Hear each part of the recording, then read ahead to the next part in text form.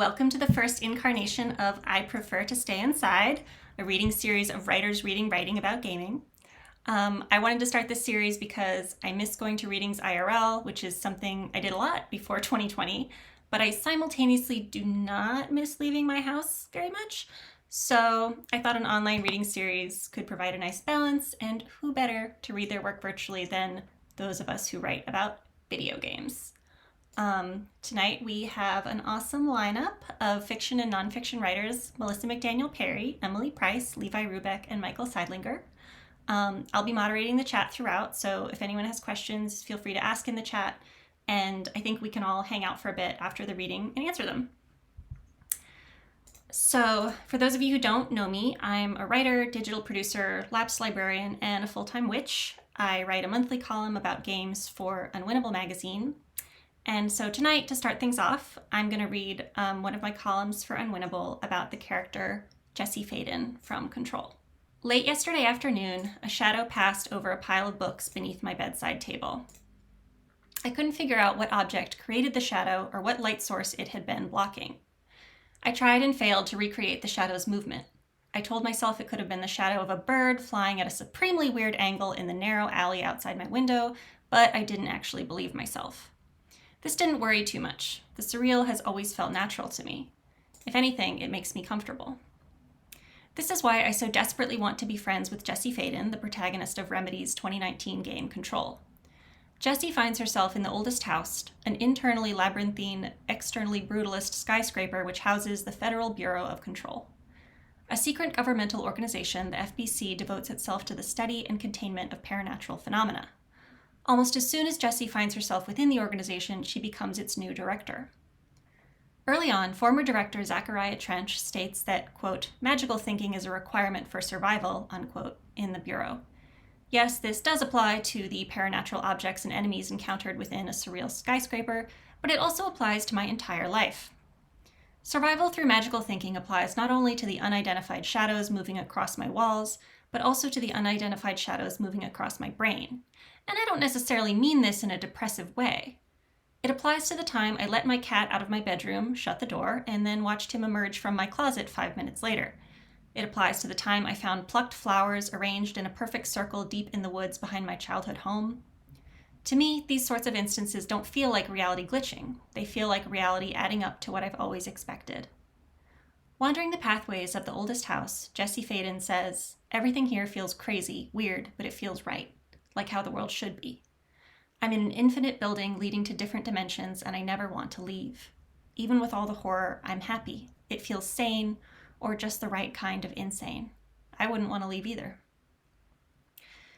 It always puzzles me in fantasy narratives when protagonists spend a long time acting confused or disbelieving about the sudden influx of the fantastic. Because honestly, why would this surprise them at all? Quote, it's a fantasy for many of us to stumble out of our day-to-day lives into an unearthly new realm where mundane laws and rules of physics and reality simply don't apply, unquote, Alexis Ong writes about Control in Unwinnable's Best Games of 2019 Roundup.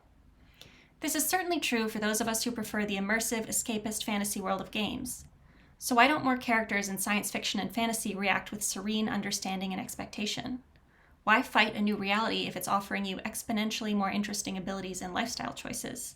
If you have telekinetic powers, I'm interpreting the decision to throw office supplies against unassuming walls as a lifestyle choice, one which I obviously made while playing Control. Jesse Faden, truly a woman after my own heart, does react with relatively serene understanding. She takes everything in stride. She walks into a federal bureau and becomes its boss. Jesse, quote, doesn't have to learn to use power. She proves her dominion over it by her absolute unwavering command, unquote, writes Skeeta Jackson. Jessie floats off the fucking ground and uses her mind to throw shit at her enemies. She's not even bothered about it. There are a lot of reasons why I want to be friends with Jessie, her leather jacket, strong eyebrows, and telekinetic powers among them.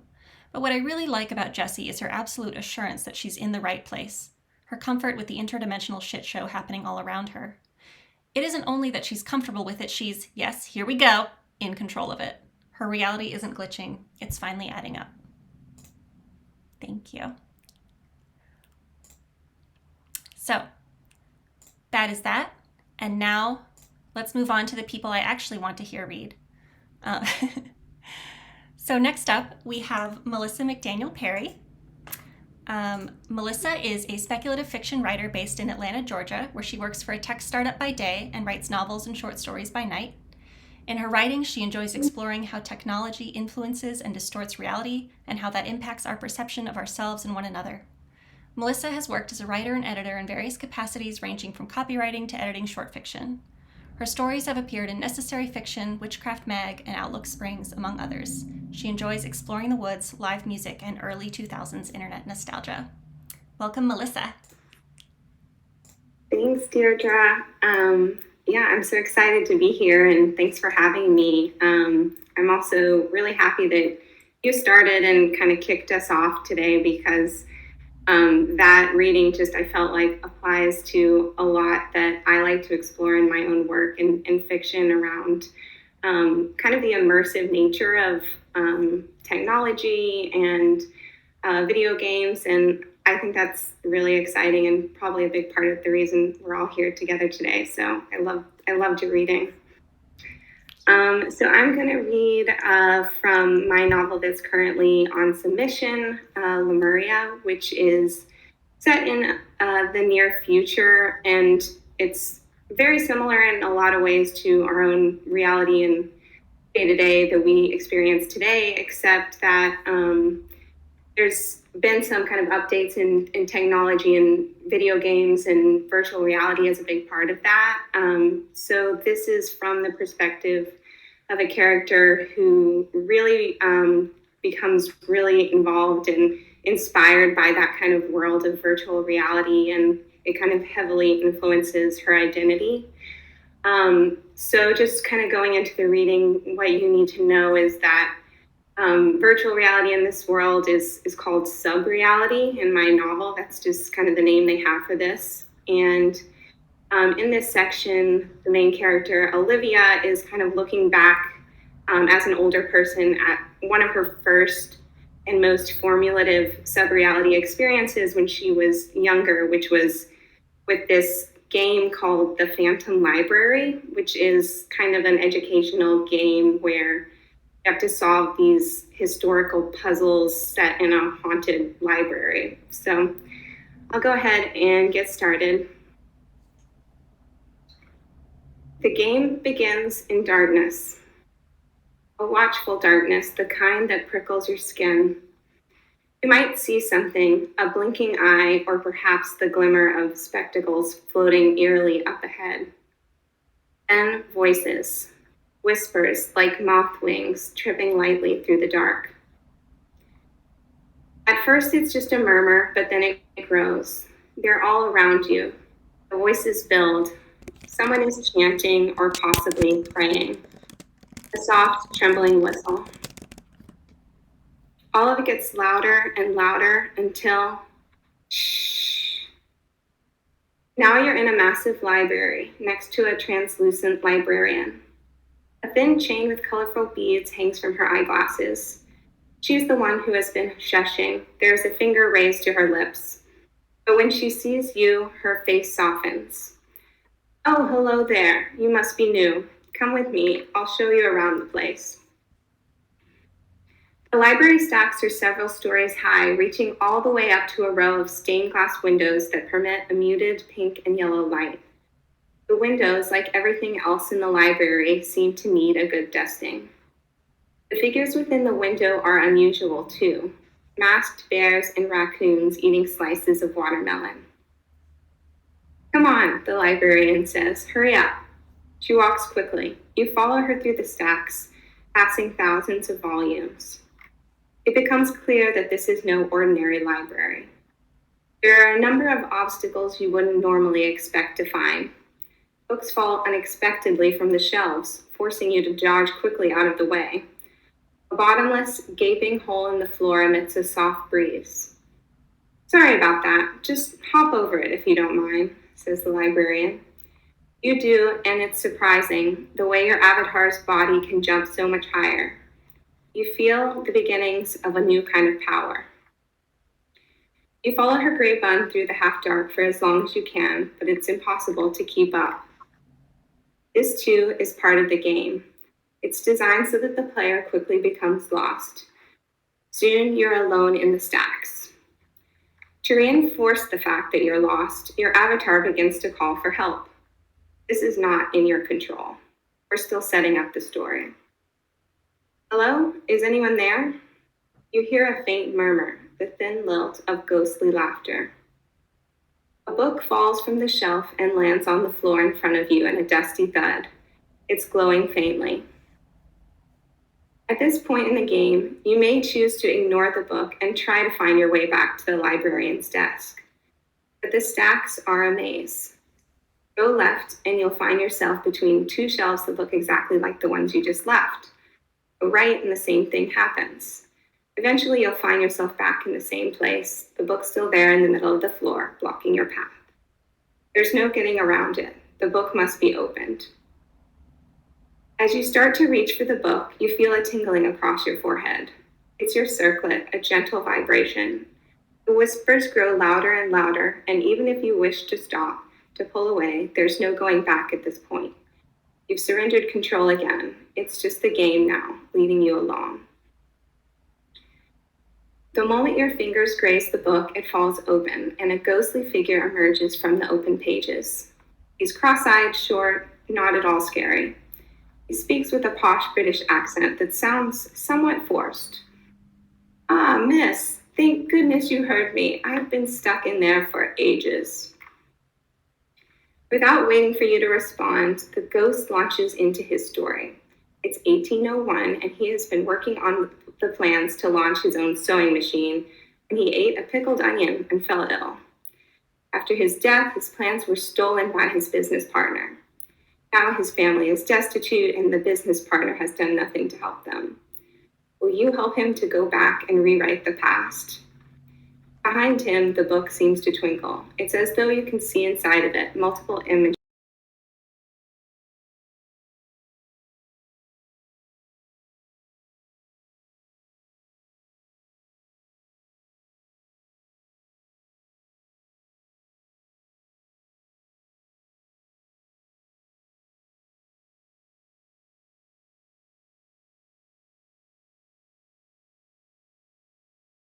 Shifting from the library to the room you glimpsed inside the book, with a broad wooden desk scattered with papers, the embers of a dying fire, the only source of warmth.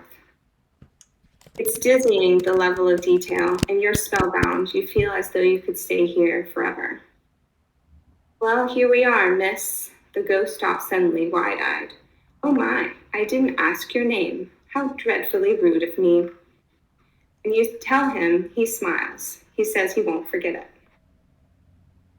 Each time I returned, the ghosts remembered me. They were free ghosts now, no longer restrained by the sad tales that had followed them since their deaths. And I was the one who helped them. They glided around the bookshelves, each in their own way, the ballerina pirouetting through the air, the child ghost skipping and holding hands, a long chain of voices and figures. Thank you, Olivia, said the Countess, nodding regally. Dear Olivia, how wonderful it is to see you, said old Mrs. Robin, who had single-handedly provided for her family after her husband's untimely death during the Great Depression. There was Henry, the Irish immigrant who worked in a factory in the Lower East Side, and Stella and Diego, a married couple, both circus acrobats who'd gone on the run after setting the elephants free.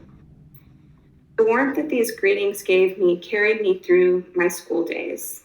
My invisibility no longer bothered me in quite the same way.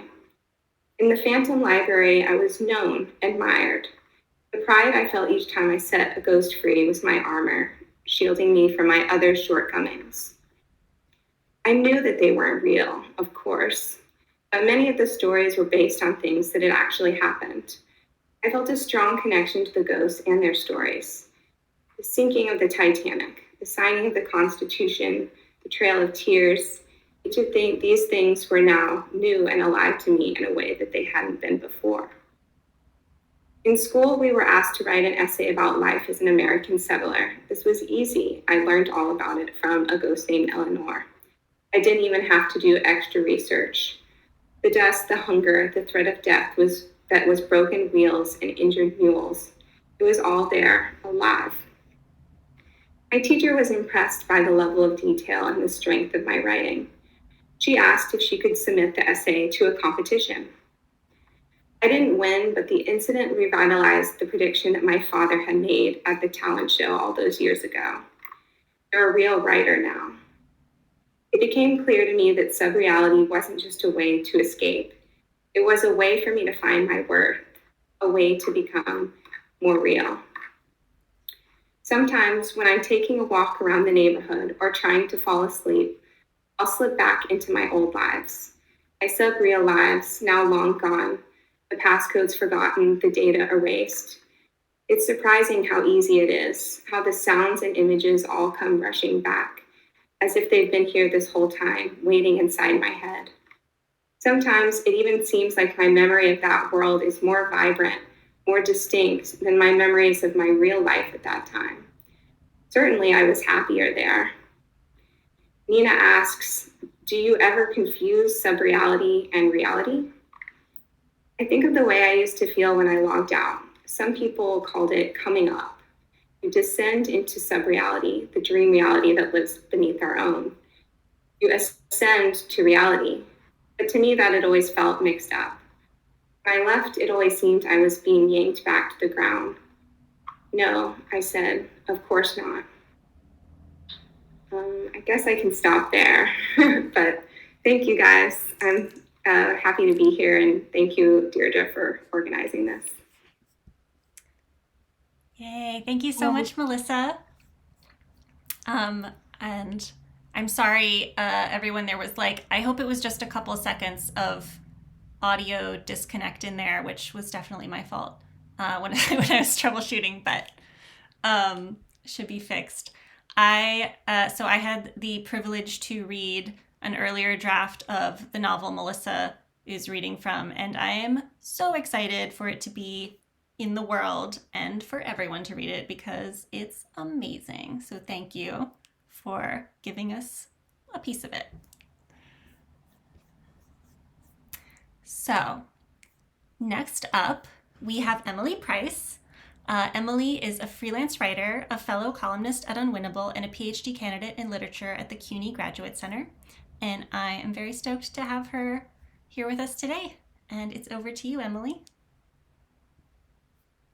Thanks, Deirdre. Hey, everybody. I'm super excited to be here and reading today, and excited to be in such good company with all of you. I'm going to be reading a review that I wrote last year for Paste magazine of a game slash musical experience slash show called We Are OFK. I think I'll just jump into it. Is there such a thing as millennial art? If there is, the first word that comes to mind when I try to describe it is frictionless. Of course, there's art made by millennials and art about the millennial experience, whatever that is. But that's not quite what I'm talking about. Rather, I mean art that someone somewhere thinks will appeal to millennials, capture a market demographic, or Hannah Horvath style, be the voice of a generation. 21st century capitalism is designed to produce as much consumer frictionlessness as possible. Millennials as a group are supposed to have had lives approaching terminal frictionlessness, making them allergic to hardship. The art they've/we've gotten lost in can retain that same frictionlessness, but for different reasons. Escapism and ease, wholesomeness, parsability. Molly Fisher calls this the millennial aesthetic, the know it when you see it blend of pastels and rose gold, luxury as function furniture, and soft curves that dominated architecture in the 2010s. Not just a design choice, though, the millennial aesthetic is deeply tied to conspicuous consumption and advertising, which take the rough contours of human experience and smooth them into something digestible. The millennial aesthetic overlaps significantly with theorist Thean Nye's definition of cuteness under 21st century capitalism as, quote, an aesthetic, if not the dominant aesthetic of consumer society. We Are OFK isn't quite the millennial aesthetic, and that's only partially because most of its characters would probably be considered Gen Z. In parts, it's directly a reaction to the corporatized branding the millennial aesthetic holds dear, as well as general corporate culture. the we're all big one family structure, the too expensive vending machines in the lobby, the health insurance that's not so good but better than nothing, that, as media like Severance have shown us, we're increasingly seeing through. It is trying to be a game in which the oldest smidge of Gen Z, or maybe the youngest millennials, can see themselves reflected. Those a few years out of college, working corporate jobs, and realizing that over the past few years, they've held the artistic practices they once held dear slip away from them. But it does hold tight to some of the more treasured aesthetic foundations of millennial art, not just in its soft color scheme or its liberal use of emojis or its similar use of slang, but in its construction of a picture of creative youth that feels ultimately shallow, like what it is, an advertisement for itself. OFK is a virtual band and genre experiment directed by Teddy Deef and produced by his studio Team OFK. Not quite on the level of Hatsune Miku or other artists that exist as Vocaloids or holograms, OFK nevertheless have their own Twitter page and website, as well as a series of music videos with distinct art from what appears in the game. It's the studio's first project, and as their name implies, they are interested in weaving all threads of the experience, the game, the branding, and the social media presence, together as tightly as possible. Teddy Deef has described the genre blend as follows, quote, "You've probably seen a music biopic, movie, or TV show, a story of the rise to fame of some band you know. You've probably heard songs by a virtual band, animated characters playing music recorded by real creative artists. We Are OFK is both of these things. This is obvious from the moment you boot up the game, when the start menu, which looks like a streaming service's homepage, asks you who's watching. This turns out to be a more auspicious question than it appears at first. OFK, in trying to be a game, movie, and music video at the same time, creates a narrative problem for itself. How much control do you want to give the player over the experience they're about to have? The first place this comes through is in dialogue. As a millennial, yes, I know, I often felt like the game was written by someone young enough to understand how texting slang works, but not quite up on how adults 2 or 3 years out of college talk to each other. The cadence of characters' voices is for the most part spot on, especially the characters Carter and Luca, who are on opposite ends of the expressivity spectrum, The talking and texting, however, alternate between feeling like they come from real 20-somethings talking and like they come from someone who's seen 20-somethings talking on TV. This ties into a related issue. The texting that makes up the main gameplay part of OFK, where you choose a response to a friend from 2 or 3 options, often just feels like pressing enter to progress the scene. When you remove these parts, most of what you're doing is watching a movie. The songs are the game's best try to solve that problem. Each episode of the game is themed around one of the 5 songs off the band's EP, which released a music video at the same time each episode unlocks. The section themed around Follow, Unfollow, the first song on the EP, involves actually controlling main character Itsumi as she plays a game while the song plays in the background.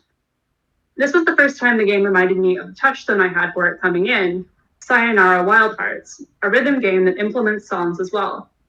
While Follow Unfollow's lyrics didn't resonate with me, its rhythms recall some of the best songs from that game, like Begin Again, that use a beat to raise energy and keep you moving. The difference here is that Sayonara's levels are built around its songs and vice versa. Navigating to the beat just makes sense. OFK's song levels, in contrast, skip between sections of a level at predetermined speed, making you complete tasks for the amount of time the game wants you to. There is no flexibility, meaning that while you're technically in control of the character, the game will progress whatever you do, not just a no-fail state, but in important ways a no-play state. This part of the experiment, that is OFK, has interesting implications for what gameplay entwined with TV actually is. Games have been cinematic for a long time. Games have increasingly become episodic as well, both for development and pacing reasons. The difference here is that even in these pre-existing structures, there is only superficial room for player input to actually have an impact. In other words, for the game to be played. To take the longer view, you could say that all games are like this in some way. They have a predetermined narrative and path that you can deviate from, but not usually meaningfully. But playing OFK just feels different, even from narrative games that feature one story, branching dialogue, and no action segments. There is so little engagement that it ceases to feel like a game at all, and more like one of those choose your own response episodes of Black Mirror Netflix released a few years ago. Interesting for a minute, but ultimately too split between focused narrative and player-oriented experience to be successful. This all brings me back to the frictionless. Some parts of OFK are much more successful than its gameplay. The art direction, for example, is blurred and beautiful, illuminating clubs and practice rooms with different registers of fractal light. Characters' outfits are bold and super cool. But it all has a smoothness that approaches the millennial aesthetic. Washed in pink and blue, characters standing at long, smooth bars and dancing in a sea of young, beautiful, and nondescript extras. The music, too, while fun to listen to, is unobtrusive. I could play it on repeat and enjoy myself, but then again, I'm 26. Do I really want to listen to a song about following or unfollowing someone on social media? All of it is easy, and apart from the odd out-of-place phrase or stilted line read, goes down relatively smooth. But that smoothness keeps OFK from feeling like a game, while its insistence on QTE dialogue responses keeps it from being successful as a season of TV either. The issue is not with OFK's subject matter, which tends towards soapy 20-something drama that's usually trying to be fun rather than overly serious, nor is it with its fascination with trappings of digital culture, like emojis, streaming setups, and televised mecha robot battles. The issue is that all of these things are presented as set pieces for a story whose stakes and motivations start and remain at that, only barely passing the boundaries of stereotypes about youth culture. We have a difficult breakup, we have a hostile job, we have expensive rent and boba. Gen Z, am I right? Ultimately, OFK seems designed to capture an audience interested in a diorama of young life in LA. Clearly, as countless shows and movies have shown, there is an audience for this. I think that OFK's particular way of splitting the difference between game and show and album release vehicle is more interesting as a signal of where games might go in the next couple of years, as studios begin to experiment more with games that feel, thematically and structurally, like TV shows, and are therefore, in theory, more digestible to people who don't usually play games. But this approach also loses the ways games can use player choice to build narrative in a way that's unique to the medium, and can therefore accomplish things that TV can't. For escapism, frictionless can be nice, but eventually I want something to hold on to. And that's all from me. Thank you.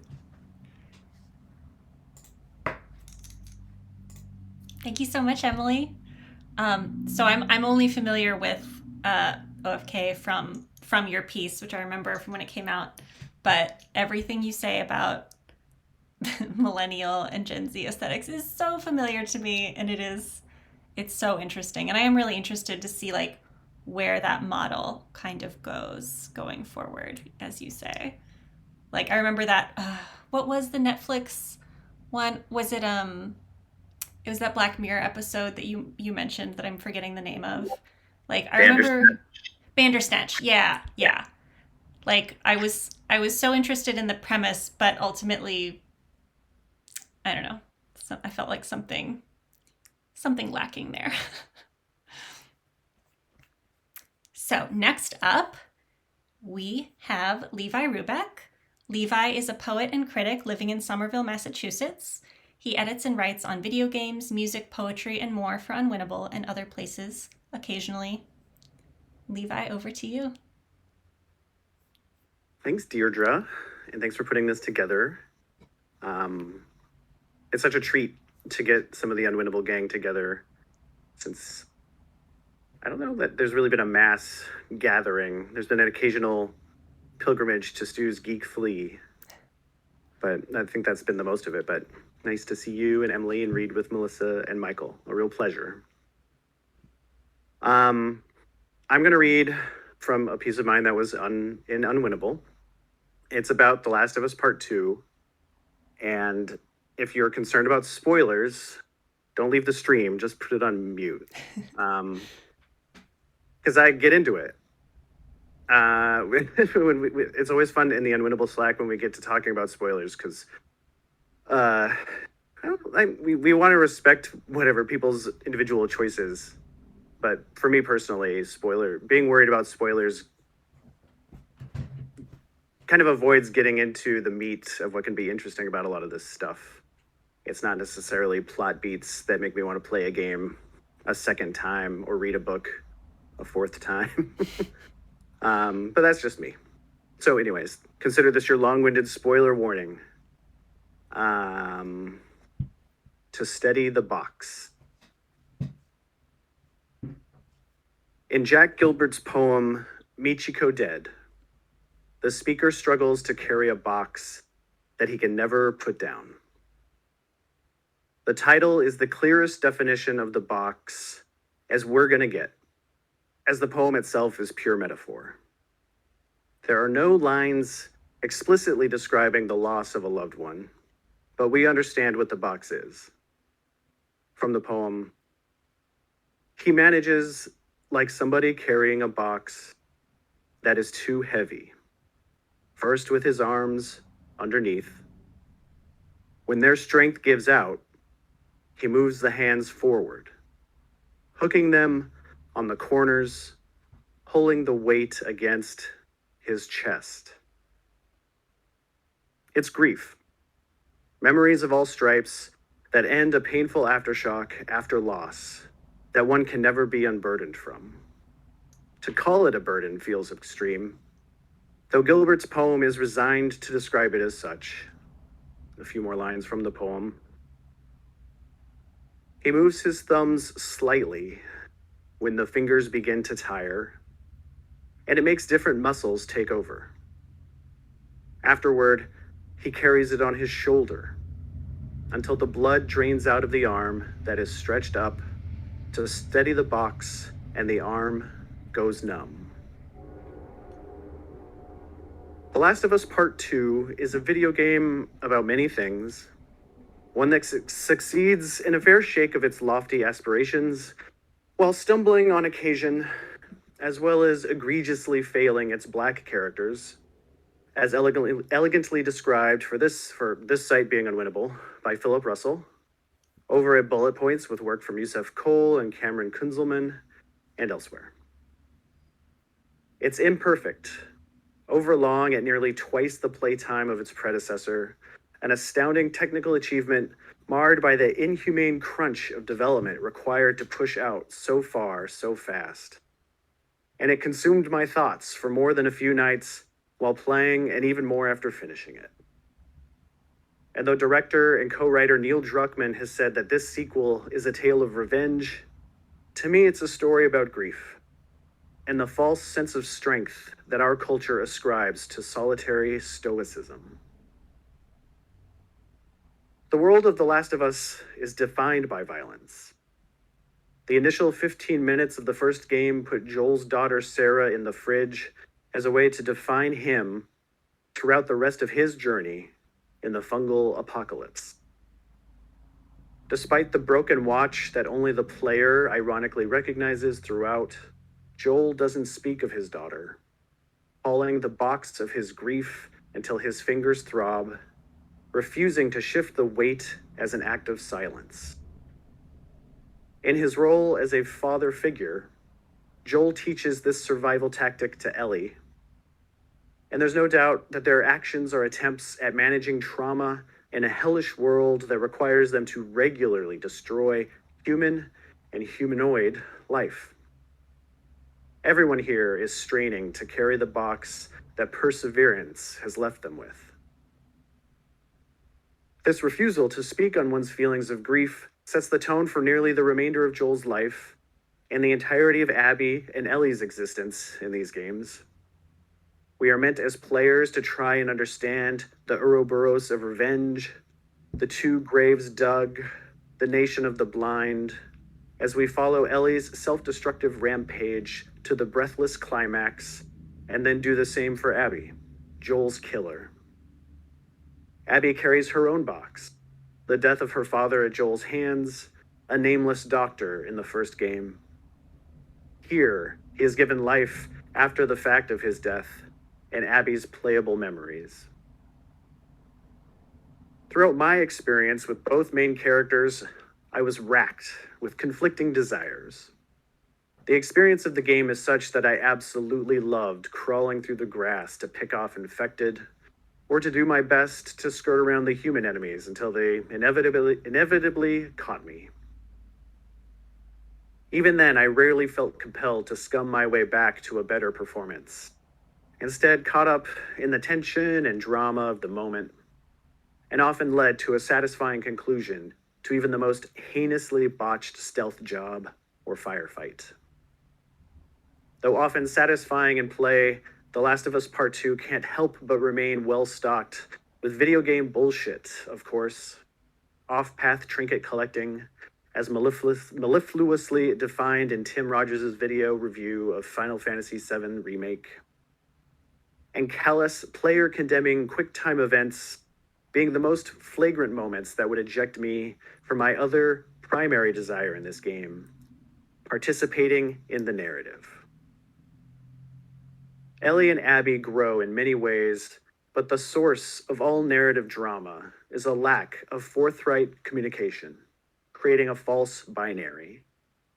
We are meant to consider that this ability to compress their feelings into a box and hoist it themselves until our arms go numb is a kind of strength. Abby is the first to diverge from this path, but she comes from a privileged position of having exacted her revenge. Of course, the false piece of her vengeance still prevents her from meaningfully reaching out to her complicated ex, Owen, or truly connecting with her group of friends, and has sealed their violent fates by conscripting them into the gruesome killing of Joel. Even my brief joy at seeing Tommy still breathing quickly fades, as it's made clear that he remains haunted, emotionally and physically broken, clinging to his box of grief as a kind of addiction to avenging his brother, similar to how Blake Hester so eloquently puts it in his final column for Unwinnable. Tommy callously and selfishly demands that Ellie do the same as he, and she acquiesces.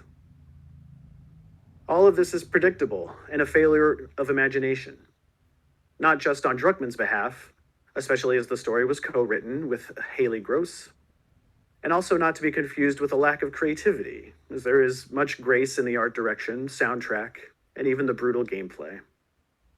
It's just that the true stakeholders in this story, Sony and the boards of directors and shareholders and creative decision makers, and I would real-time edit this to add the players, have no interest in challenging entrenched notions of humanity's innate desire for violence, particularly through revenge, beyond the capacity for dividends. Though we, the players, are meant to gasp every time we learn that a Seraphite or WLF soldier we garroted has a name, or that their fellow soldiers might have actually known and cared for them, Ellie and Abby show no such recognition. They and we rack up body counts in the near hundreds, bowing down to what we are told we want as players, to exact violence, despite books and studies showing that friendliness and community likely played a much larger role in the advancement of human society than the capacity to shed the blood of competitors. The Last of Us Part 2 was created to generate profit, and publishers and studios feel players will only spend high dollars on games that enact violence. This is the lack of imagination, that this is the only way Ellie and Abby's stories could have gone, because it's what the players demanded. But what if Ellie actually communicated with Dinah or with Abby? The grief she feels throughout the game is the chance that she and Joel had, as we are shown in the very end, to repair their relationship and overcome the isolation of stoicism. I don't know how Naughty Dog might have created such a title, but at this stage of video game evolution in technology and systems, perhaps such an effort might be the real leap forward in the medium.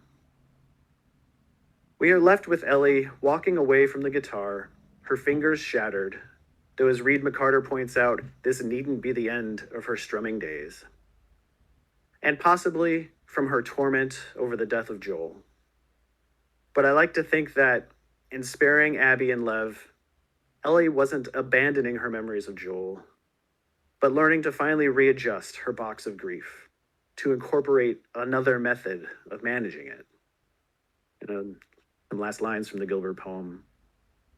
But now the man can hold underneath again, so that he can go on without ever putting the box down. Just as we find Abby's letters to the ghost of Owen, I am hoping that Ellie can continue to find new ways to carry this box. The heavy grief of losing Joel, but also the joy in his memory. If only her creators had the capacity to imagine a video game where she could talk to Dinah, Tommy, or even Abby in order to find new ways to shift that weight without ever putting it down, without hours of visceral headshots masquerading as strength. Thank you.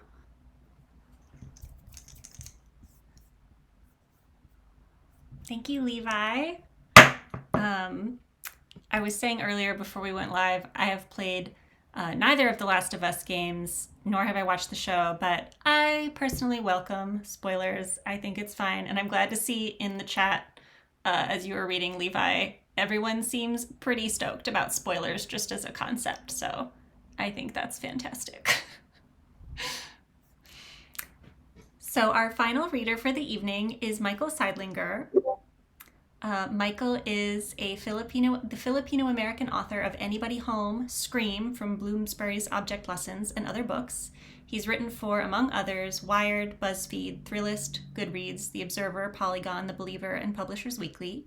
He teaches at Portland State University and has led workshops at Catapult, Kettle Pond Writers Conference, and Sarah Lawrence.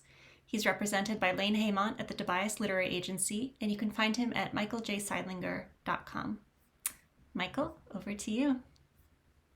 Thank you for inviting me. And it just makes sense that we're reading about video games on Twitch while, streaming essentially live on Twitch. I love that sort of almost meta kind of concept.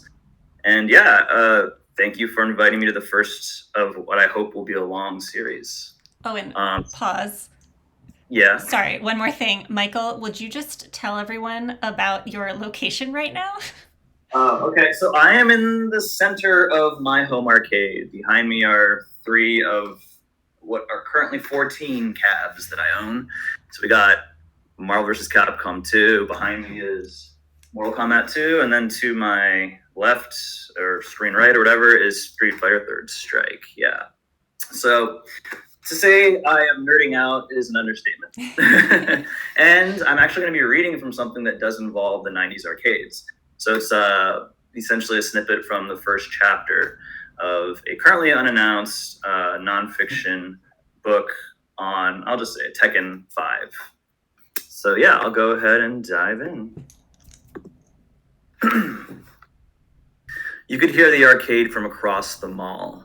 The beeps and bops of Space Invaders, the anguished grunts of dying aliens in Area 51, the uncanny yet undeniable echoes of a game announcer goading players with phrases like, "You suck," and "You'll never win." The sound was a siren song, a lure daring me to venture deeper into the shopping mall in search of the source of the cacophony. Back then, drowned out by the glow of the 90s, days took on a different texture, painted with a luster that hadn't yet been co-opted by the internet and the 24-hour news cycle. A typical Sunday afternoon consisted of my family going to Springfield Mall in Springfield, Virginia, to window shop and eat lunch at the food court. It was an effective way to, quote, spend time together for a family on a tight budget. My dad and I would split from my mom and sister. They shopped at stores that neither of us cared much about: Macy's, JCPenney, Claire's Boutique, other clothing stores. My dad walked around with a book in his hand, uninterested in the real world, preferring fiction to any fact, something I would one day come to understand. This left me free to plot out our itinerary. That meant electronics boutique, KB Toys, and the highlight of every visit, the arcade. The local establishment was called Time Out, a Namco-funded arcade franchise rivaling Sega's GameWorks. In 1997, the arcades were still big business, where the cutting edge in graphics and technology began its life in those darkened and dank corners, among hundreds of cabinets weathering the onslaught of countless button presses. A darkened room full of hulking cabinets, each game given its own marquee, backlit and colorful, brandishing logos that made you curious, stopping to watch the game in progress or the attract mode, tantalizing prospective gamers. Arcades were where you found out about potentially the next gaming trend. It was where I had first encountered the Tekken series, and where I discovered other fighting game offerings like Killer Instinct, Primal Rage, and Fighting Vipers. It was my prerogative, what I used to steel myself as my dad and I approached the noise. The arcade just down the hall, the blue, yellow, and orange logo and the words "Time Out" poking through the south end of the food court kiosks. My dad trailed behind a few steps, always seemingly deep in thought, a half chance away from fading completely from reality. I rushed on ahead, unable to control my curiosity. There was an impression that there's always going to be something new, a new machine, a newly arranged arcade, maybe a Street Fighter or Mortal Kombat tournament. The arcade was unusually busy for a Sunday. A crowd gathered at the arcade entrance, prospectors creating a barrier, a swarm of people standing tall. You had to push through to get into the arcade. You could smell the recognizable aroma of body odor and circuit boards, the electricity in the air evocative of gaming rivalries. The crowd flanked me from all sides. First sounds of crushed bone, the agonized wails of a knocked out game character streamed in from somewhere beyond. I saw the marquee, the machine barely visible, the screen blocked by broad shoulders. I didn't recognize the logo, not at first, and then it clicked. Tekken 3. My mind struggled to process what I saw. Tekken 3 is out? Oh my god, Tekken 3 is out. Wham, another wail, the announcer stating the obvious, KO. You bet. I, too, was knocked out by the surprise. I stood towards the back, looking around, equally anxious and overwhelmed. I had to get up there. I had to glimpse the game. I had to tell somebody. But this was the era before cell phones, when delivering news meant reading game magazines or waiting until you saw your friend again in person. With nobody else to tell, I ran out of the arcade and told my dad. I found him standing against a wall outside the arcade, book open, the latest thriller by Dean Koontz.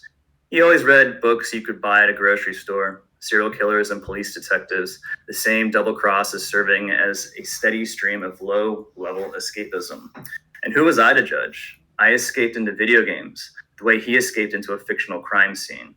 And now I was the kid running my mouth, speaking so quickly I tripped on my words. Tekken 3, it's here. They have Tekken 3. I didn't know it was out yet.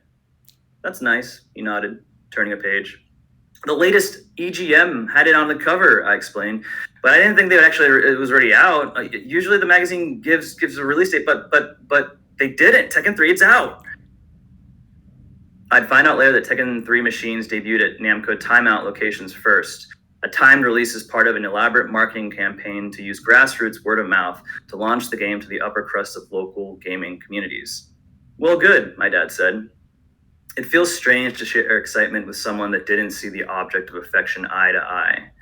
I did my best with the outpour of feeling, telling him what I did know about Tekken, how its storyline had involved the Mishima family, the concept of a martial arts tournament designed to allow the best fighters in the world to prove to be the best, or rather, quote-unquote, King of Iron Fist. I mentioned that I did know what I did know about the third game, how it's a big leap in time from the events of Tekken 2, a few new characters, including one that was a master of the Korean martial art, Taekwondo. I reiterated how I thought Taekwondo was one of the best martial arts, and the reason why I tried and gave up on Taekwondo lessons before reaching purple belt. My dad nodded. You never did continue the lessons, passive-aggressive. But that day, my mind didn't have space to register any guilt. Tekken 3 existed, and it was in that arcade, being played by real people. I can only imagine what it looked like. The screen in my mind consisted of a composite of magazine screenshots I had stared at for hours. From where I stood, the Tekken 3 cabinet speakers reached out and teased me, "Welcome to the King of Iron Fist Tournament 3. I'll be right back, I yelled, already 10 steps away from my dad. Sure, he said, without looking up from the book. Ever since playing Street Fighter 2 on Super Nintendo when I was 8 years old, the one-on-one fight, often to the death, or at least to extreme injury, the concept was so fascinating. If there was a new fighting game, you bet I was there to check out the characters, learn their backstories, and obsess over every combat style. But Tekken was the one series that had me at hello. It was the gateway, the impetus of my obsession, and what got me following the genre religiously. To say I had a sweet spot for fighting games was a vast understatement. Fighting games helped me escape my own shyness, inability to defend myself physically. The characters always seemed muscular, calm, and collected. They became my role models rather than any living person in my life. I squeezed in, standing next to a guy with his arms folded. Must have been in his 20s for all I knew. There was a woman with him who seemed far less interested in the game. She whispered in his ear and used his shoulder as a pillow. Another person, a teenager, tapped his foot anxiously. I didn't have the confidence to do anything but observe, so when the teenager caught me looking, he shared his frustration. People need to stop hogging the machine, man. Yeah, I said, voice barely audible. Tell you what, he grinned. They don't want to face me. I'll beat anyone with Paul. He referred to Paul Phoenix, a series fan favorite. I didn't say anything. Instead, looking at who else surveyed the game, there were so many teens, everyone older than me, or at least seemed taller, less skinny, more fully formed. These were people that held themselves up. I envied everyone in that arcade. Looking at the marquee, the Tekken 3 logo with its jagged, custom metallic typeface, the twin kanji symbols as its background were colored in blood red, iron fist in Japanese. A few zaps of lightning circled the logo. The name glowed bright. A sticker had been placed on the lower right side displaying the recommended age restrictions for the game. Not that anyone followed the rules. That was kind of the point of the arcade. They were wildlands. Keep the rules out of the arcade. The arcade was where you expect the unexpected. The crowd shifted and reformed, the occasional player leaving the front. Some left with a look of defeat. I was able to move up, but never close enough to get a good look. A half hour later, I was still there, 3 or 4 deep, and behind me, new prospectors had gathered, sandwiching me into a situation that felt increasingly difficult to manage. I had trouble breathing, my inability to look at people in the eye, making it only worse. I could hear some of the stage music, but most of the game's aural onslaught got lost in the noise of the arcade. At one point, I was able to catch a fleeting glimpse of the screen when one player switched places with a friend. Beat his ass, they told their friend as he reached for the joystick. I wished I could be able to stand at that joystick, feeling the satisfying click of each button. I saw what looked to be a green field with stones in the background. I didn't recognize the female character who wore a brightly colored outfit. The other character was unmistakable, the tiger mask and frequent snarl. It was none other than King, the Jaguar masked pro wrestler. But something about him looked different, and then it was gone. Denied a look. I had to push through. I knew it was the only way to see the game, but I couldn't, my anxiety winning the fight, drawing me out of the crowd and back outside, standing next to my dad, trying to hide my shame. In so many ways, my position in the crowd, a lurker, and voiceless onlookers to the action, the real fight up front, was a perfect metaphor for my life at that point. I was afraid to speak up, too shy and withdrawn to stand out. Not that I didn't crave the interest of others, far from it. I dreamed about being good at something, so I found fighting games to supplement my daydreams, my imagination where I hid most often. A sea of people separated me from the thing I wanted most. I couldn't get my first impression until much later, when I visited Time Out with a friend, and by then, grassroots hype had built up, and the game's features and nuances, like any arcade gem being picked apart by competitors, would be well on its way to high-level competitive play. My own hype grew all its own, fueled by repeatedly sifting through various issues of video game magazines, discussions with friends during recess, musing about possible characters, things we dreamed of seeing, anything and everything that would ensure that we had something to grasp, some idea of what waited for us after pressing start. That's how it was back then. You filled the moments with anticipation, life seemingly impossible unless there was something to look forward to. Tekken 3 would become a landmark game for a generation of players. It would launch the series into the mainstream, causing it to rush past other 3D polygonal competition like Virtua Fighter 2. It would pave the way for future iterations, including the 4th game and follow-up, whose more serious tone and experimental gameplay alternations were controversial and received poorly by fans. Tekken 4 dealt a hefty blow to the series after it had built up its confidence with the 3rd game's success.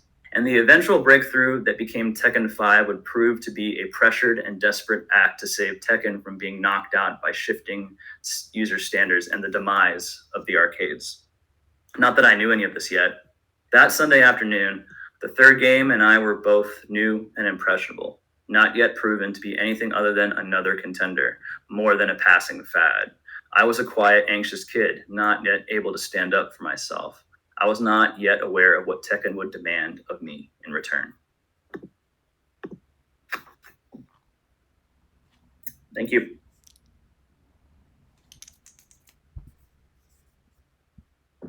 Thank you, Michael. I'm very excited for this book as well. Is there a pub date for this one? Not yet. Something next year at this point. Okay, awesome. But we'll see. Yeah. Well, thank you for giving us a preview. Yeah, It brings up a lot of nostalgia for mall arcades. Do mall arcades still exist anywhere? I feel like there's some like nostalgic type ones in random places, but there are a couple like barcades in cities.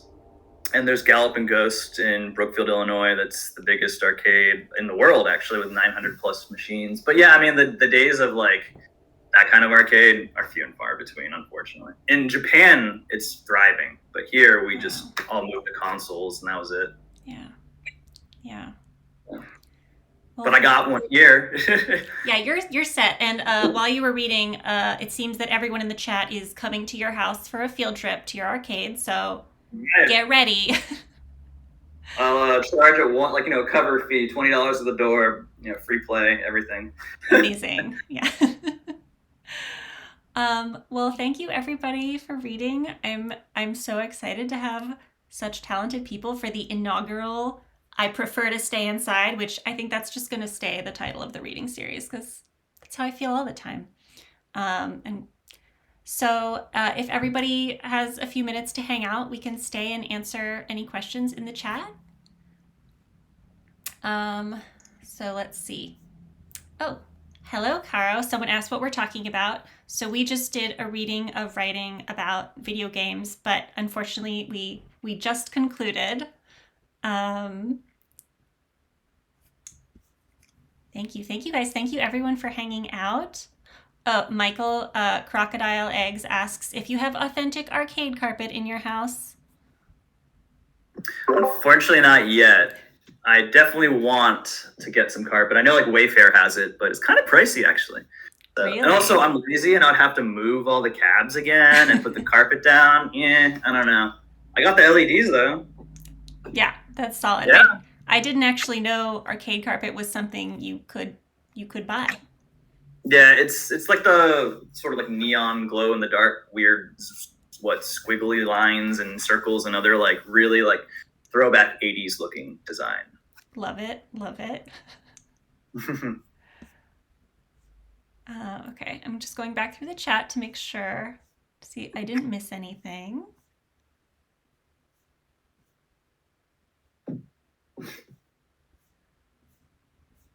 Oh yes, there's more references to learning about video games through magazines, something I also remember.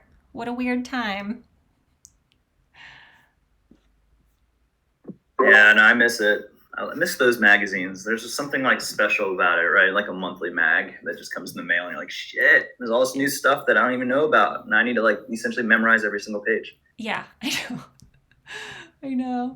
I feel like so much of magazine reading was just wistfulness for me as a kid because I couldn't, my parents wouldn't buy me that many games and I didn't have money. So it would just be like, look at this shiny thing, Look at all that you'll never be able to play. Yep. But now we can. We just emulate everything, right? Yeah. It's true. Snack Queen says, I like how two writers here highlighted how bad QuickTime events are. Yeah. Are there any? I feel like some people have they're holding on to QuickTime events, but I wonder if it's a Stockholm syndrome kind of thing. Like they only had QuickTime event games, so they're trying to spin it back around. But I'm willing to believe that there's a QuickTime event game out there worth playing. It's possible. Yeah, I can't think of any.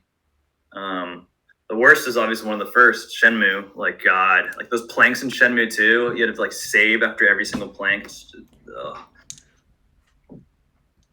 But actually, I know that we were talking about We Are OFK. There's another game coming out soon called Goodbye Volcano High that seems to be utilizing some sort of quick time something or other. Like, I don't know how it works, but I've seen some gameplay where it's like 2 levels or 3 levels of quick time play. Like, it's not just button presses, but it's also like, I don't know, sequential, like almost prop the rappa kind of stuff at times.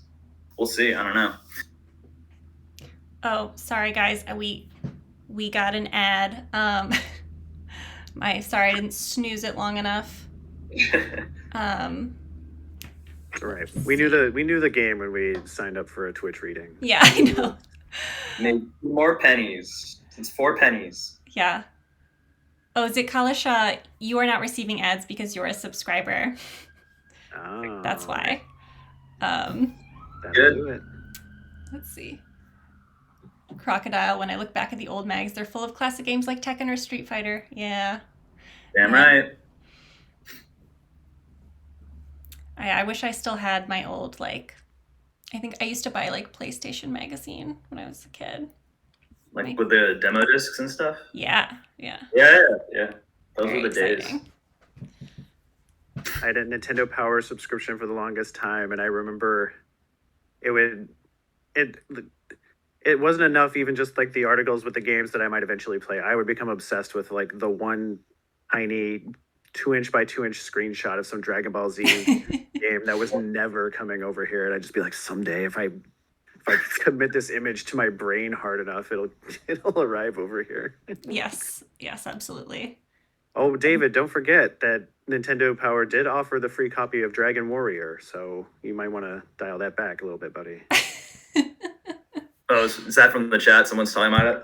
Yeah. Yeah, David says Nintendo Power were cowards for not sending a demo cartridge. Each issue is like $60. Yeah. New gaming. I mix. wanted Snack Queen asked about Melissa's game in novel. I was wondering a little bit about that too. Or Yeah. what were some of your inspirations and thoughts and hopes for that aspect of your book? Yeah, that's a good question.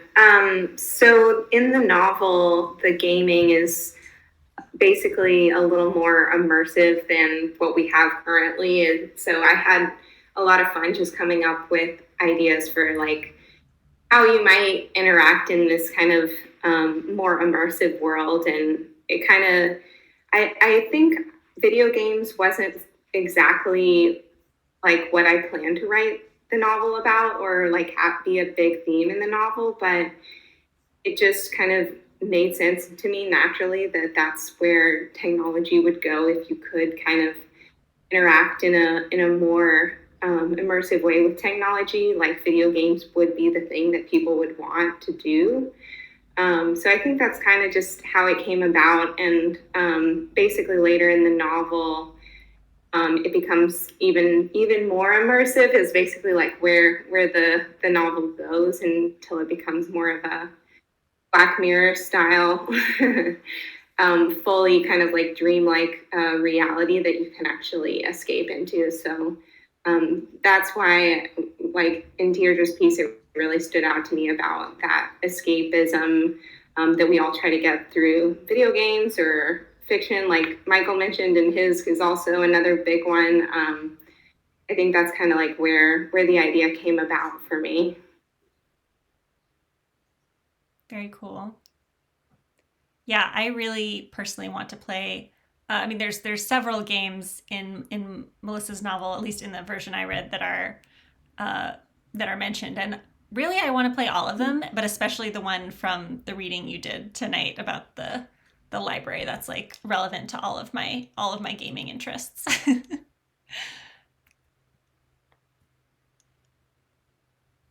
Yeah, Melissa. Oh, no worries. I was just going to say, I want to play it too. I think that was part of the reason I wanted to write about it. I was like, what would be the best game that I could just escape into? Yeah. So that's where the idea came from.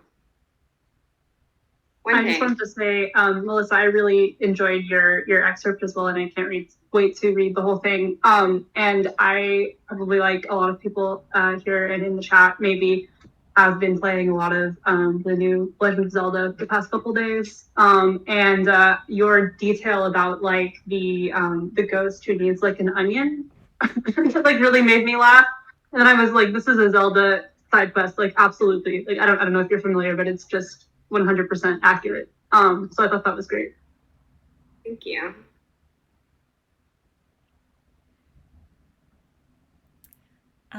Snack Queen says she's reminded a little of Myst. Yeah, I feel that vibe. Another seminal game of my childhood. I did put Myst as a comp on the novel when I was first querying it, and I kind of debated back and forth if that was too, weird for a novel comparison. But that I grew up, when I was growing up, my dad was playing Myst, and I remember being really fascinated by the whole concept and just like loved that idea of being able to disappear into this other world and other realm where you have these cool choices and it seems almost limitless. So that's what I was trying to explore. Yeah, perfect. I also played Myst with my dad as a kid. It's funny. It seemed so impossible at the time. I was like, I'll never beat this. Right, I know. Yeah. I think Myst is actually a sort of a good connection to a question I was thinking about for Emily, because I really liked, Emily, your description of OFK as a kind of diorama. And in many ways, Myst was kind of the original diorama game, but in a way that like worked. Is that something you see as sort of possible or worthwhile in other games? Like the diorama-ish quality of that. Yeah, that's an interesting question. I never played Myst, actually, and this was a little bit before my time, maybe, but maybe I should. I think my main gripe with OFK is that it's so clearly just a marketing vehicle. And I'm sorry to any people who may have really enjoyed the game. It wasn't for me, but I can definitely see the appeal. Right? It's very flashy. It's very current. It's fun. But there have been like countless examples of this the past few years, like AI now, NFTs, like the whole NFT craze like a year ago, where every game had NFTs and then they were all like, no, we don't suddenly. But, it seems like a lot of games for various reasons, like jump on these trendy things. And I think OFK's version of that is, we're going to be like, we're not a game, we're an experience. And so I think the thing that freaks me out about that a bit is like, well, no, you can just be a game. Like a game, don't be afraid of that. Like a game can accomplish a lot of the same things as a show or a band, for example, but actually be impactful because it is, requiring you to interact with it in some way. And if not, just like make a movie, right? Like that's fine. Movies are great. But I mean, like, to return to your question, like, yeah, like I think so. I can't really think of a great example of something that would be like occupying the same space, but like not have all of that weird baggage of like, like we're trying to say that we are, I guess, just if a game was like very honest about like, we are not trying to, be all things to all people. We're just trying to provide this like different kind of experience that's not super action oriented. Like, absolutely. I'm sure if I thought about it for long enough, I could think of games that have been successful in that way. But yeah, does that answer your question? Oh, yeah. I mean, it was an unfair, impossible question, so I'm sorry about that in some ways. But I think you're really getting around to that idea and thinking about something that might even take what OFK was going for, but in a successful route, but different medium, is like, that kind of really reminds me of like what Scott Pilgrim was going for, the movie and the comic, like really drilling in on a generational kind of vibe without necessarily trying so hard to maybe get it right. It kind of made up its own way and in some ways hit the nail on the head, but also made up a lot of it for its own world, where it really sounds like this game just was like, hey, fellow kids, play this experience, Yeah, that's such a great example. Like I can remember, I mean, even of like the multi-platform success, but like kind of on accident, right? Like I remember like reading, I watched the movie first and then I went back and read the comic, and then I would sometimes listen to the music like when I was younger. Like, and that just all happened organically because all of it was really good. right? And like the other game that I mentioned in the piece, Sayonara Wild Hearts, is a rhythm game that's like really, really awesome. And like I listen to that soundtrack like on my way to work, like all the time, just because it's so like fun and good. But the first thing it's doing is being a really good rhythm game, right? So like I think that it just like the confidence to like go all in on like the thing that you're really good at, and then be like, well, you know, if like I also have great music, then like great, you know. But I don't know. Yeah, I also loved Sayonara Wild Hearts, and oh yeah, people in the chat agreeing the soundtrack slaps. I also listened to it outside of the game, which I don't often do for games, but Sayonara Wild Hearts was special. I also didn't realize, it took me too long to realize that the narrator is Queen Latifah, and I was like, my mind was blown. She's so You know, good. I didn't know that was Queen Latifah. Yeah, and Michael, I think you introduced me to that game. It's amazing. Yeah, it was. I was playing it during lockdown. That's right. It was during lockdown. Oh my god. Well, thank God it was there for us. I was just so glad that like I stumbled upon it. Like it was one of those games that could easily have gotten lost in the mix. But I remember like at least Sony was doing it on the PlayStation Store. Like during lockdown, they had these insane sales. Like all these games were like 50 to 70% off. I was just like, fine, I'm gonna go ahead and like essentially spend $500 worth of like on games and like end up with like 35 new games or something like that. Half of them they'll never play. But Sayonara was one of those games. Yeah. I remember I played that right before Last of Us Part 2, actually. Mm-hmm. Yeah. Yeah. It's all that era. Yeah. Yeah, Sayonara Wild Hearts, I've wanted to write about it, but I feel like I've never had a good enough idea to kind of get it together. But it's such a good game. I was excited when you mentioned that in your piece, Emily.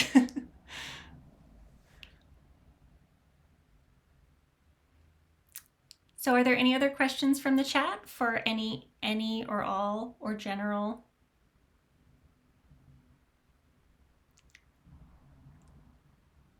Well, thank you guys so much for hanging out. Thank you also to my wonderful moderator, Snack Queen, for moderating when I was talking. Re-shout out the upcoming book titles. So Melissa's book is called Lemuria, and it is currently out on submission. Michael's book is... Michael, does your book have a title yet? Or if you're allowed to say, I don't know. So it's part of a series where the books are titled after the game, so it's Tekken 5. Awesome. Or Tekken, actually. We might drop the 5 since I talk about like all 5 games equally, so yeah, we'll see. Cool.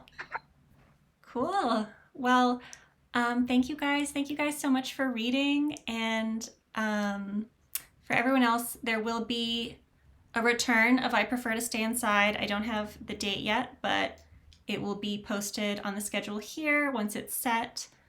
And thank you, Michael, Emily, Levi, and Melissa. Thank you, Deirdre. Yeah, thanks for hanging out. Everybody have a great night, and we'll see you next time. Thank you. This was so fun. Bye. This is great. Bye. Bye, everybody.